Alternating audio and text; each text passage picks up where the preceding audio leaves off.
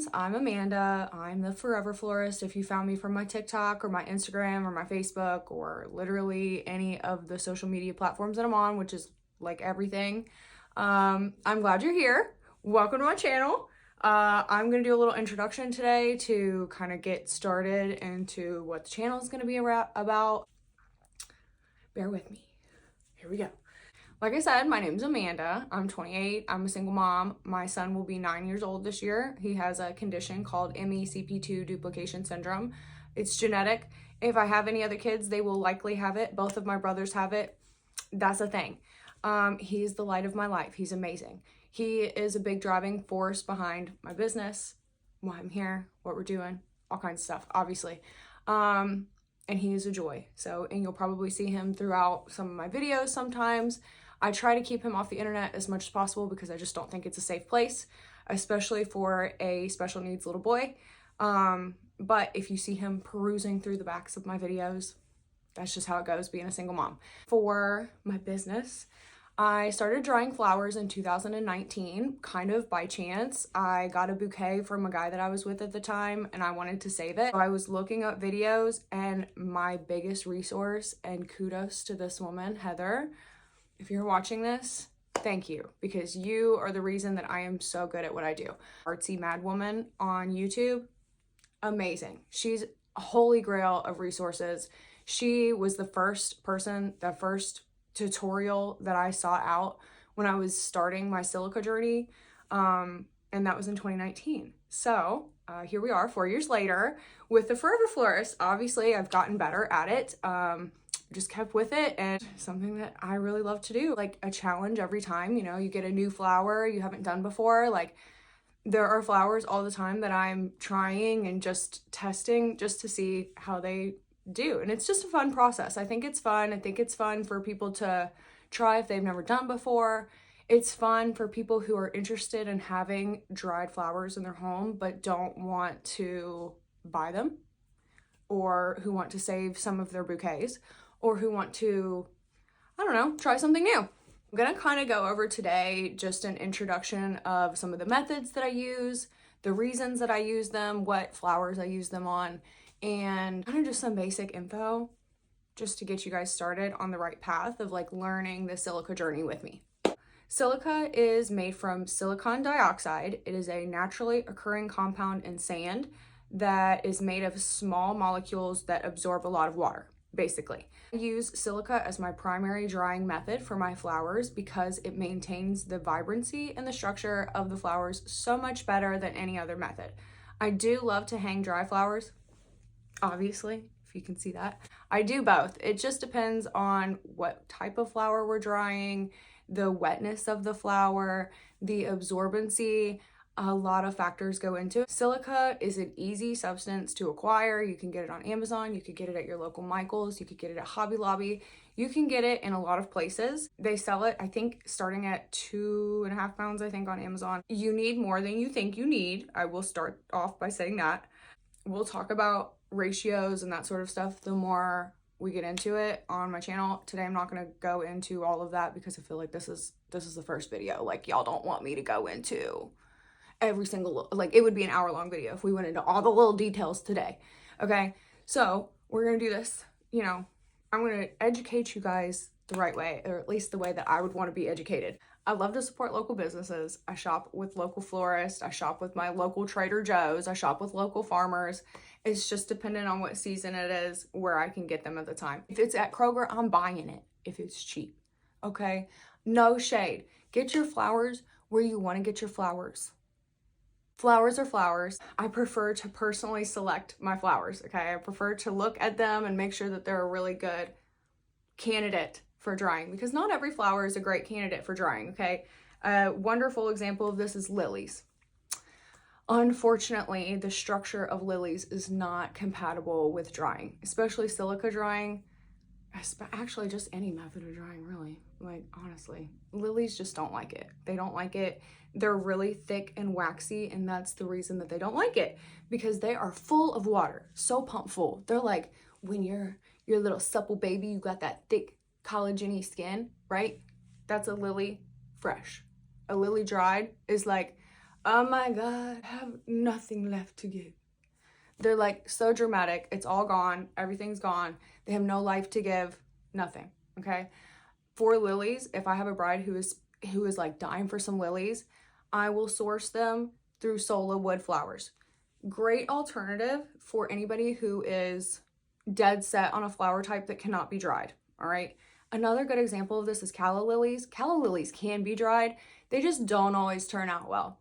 But you can buy Sola flowers that are calla lilies that you can dye to any color. And they look so similar if you're getting pictures done or whatever the situation is. Example of Sola flowers is this guy here. Love, love. That is like stunning. Okay, they have other colors that you can dye them. Obviously, you can buy the dye on their website. You can use regular acrylic paint if you want. Look it up, Sola flowers. I love them. They are so great. This is not sponsored, by the way. I wish. Oh my God. Sola flowers, please sponsor me. Literally, because I work with your guys' flowers all the time. All the time, okay? Look how good they look with dried flowers. Like, come on. You don't have to pick mint green. It can be any color. They have all kinds of colors. You can use literally any color. You can also use acrylic paint. All kinds of stuff, okay? Sola is a great alternative. I wish they sponsored me. Please sponsor me. As far as other resources go for different dyed flowers or preserved flowers, there are lovely, lovely sellers on Etsy that do wonderful preserved flowers, okay? If you're gonna get preserved, highly, highly, highly recommend checking out Etsy and checking on their preserved flowers. If you're looking for dried, I typically go through afloral.com if I need something specific and I don't already have it or I can't source it to dry it here. Already dried stuff, wonderful, wonderful. Their customer service is great. Their delivery's great. Their stuff's packaged amazing. I have never had any trouble with them, luckily. Floral, sponsor me, buddy. What are we doing? Like, I would love to work with y'all too. Duh. I also source a lot of my crystals, my handles specifically from Etsy, just because I know that the seller can get specifically what I want. The one that I typically like to use is House of Stone. They have a website and an Etsy. Gorgeous, gorgeous. Obviously, I mean, come on. Beautiful, right? Like, I cannot wait to put this one together. My big driving forces is being environmentally friendly and being aware of what I'm putting out into the environment, because I don't want to be putting out a product that's going to be here for eternity because it's made of resin. I do want my bouquets to last a long time. I want them to be passed down. I want them to be taken care of and cherished, but I don't want the plastic after humans are gone to exist here forever. So I try to limit my use of plastic. I try to limit my use of one-time single-use things. Obviously, my bouquet holders are something that I kind of have to use. And the foam that I use, I'm trying to find a better alternative, but unfortunately the biodegradable options are, they biodegrade in a year, which is awesome. It's great for live florist. There are biodegradable options. Girl, use those. Please use those, because like, that's awesome. If I can do something, even if I'm just one person, I can do something, and that's enough for me. In fact, doing it and spreading awareness to other people to encourage them to use dried flowers over live flowers, or to use dried flowers over fake flowers or silk flowers, is one of my passions. I love to educate people on why dried flowers are a better alternative, and they just look so good. Like, you can have real flowers and them look just as good as fresh. The prep involves your lovely flower.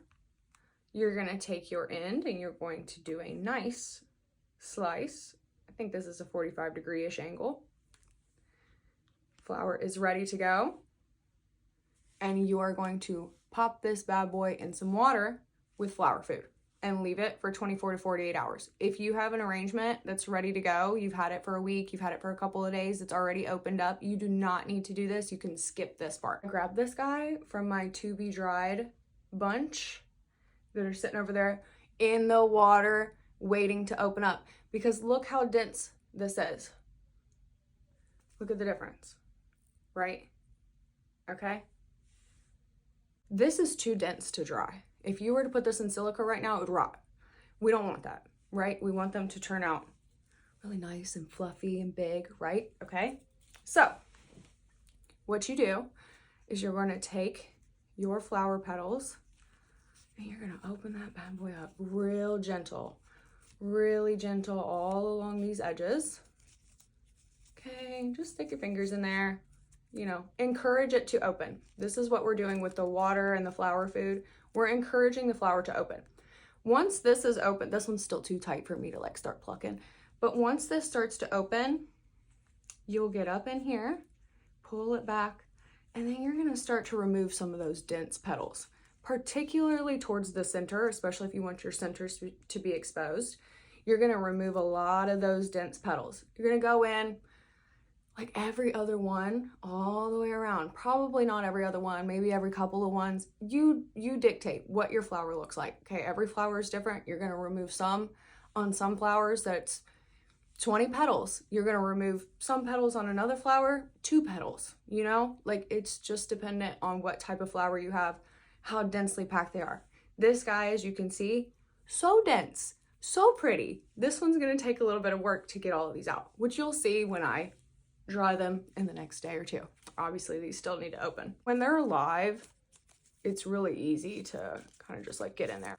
Once you've plucked out the necessary amount, whatever your heart feels is appropriate, set your flowers to the side and you're gonna get your silica ready. So your silica is gonna go into a container with a lid. You're gonna need a lid that's pretty tight on there. It should ideally be airtight. If it's not, it's not that big of a deal. If you're not processing 1 billion flowers a day, it's really not that big of a deal. But the airtight container will keep your silica fresher longer, which means that you can reuse it more and more, which is another great perk of silica. It is reusable. You pop it in the oven at, I think, 250 degrees for like an hour, ready to go. Some of them have absorbency indicators, and they tell you how much absorbency your silica has left. So they start blue and then they turn pink, and some of them start orange and then turn green. If it is blue, please check the ingredients of your silica, just to be safe. When you're using silica, please use proper PPE. You're gonna wanna use goggles or glasses. You're gonna wanna use a respirator or a mask at the very least. I recommend gloves. It can get all over your fingers. It can get in your nose. It can get in your eyes.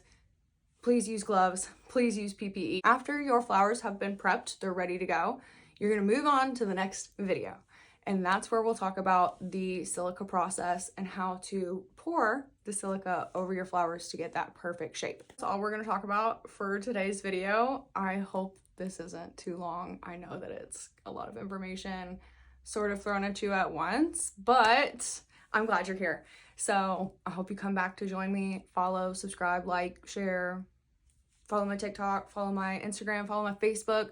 Come and find me. Let's be friends. And I hope to see you in the next video.